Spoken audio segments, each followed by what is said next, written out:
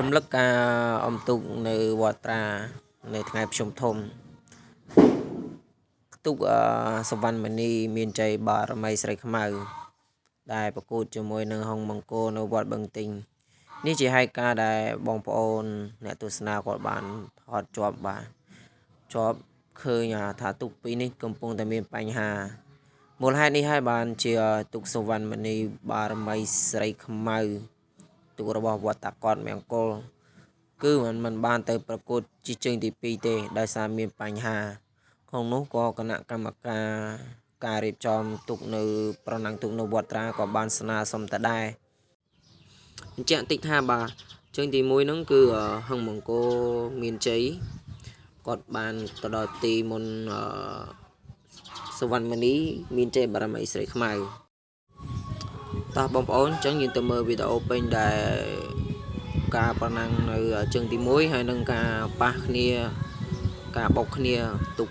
ទាំងពីររបស់ទុកទាំងពីរសំទោសទុកទាំងពីរទុកសវណ្ណមនីមានជ័យបារមីស្រីខ្មៅនិងហឹងមង្គលដែលបុកគ្នានៅពាក់កណ្ដាលទីបាទសូមទស្សនាទាំងអស់គ្នាបាទ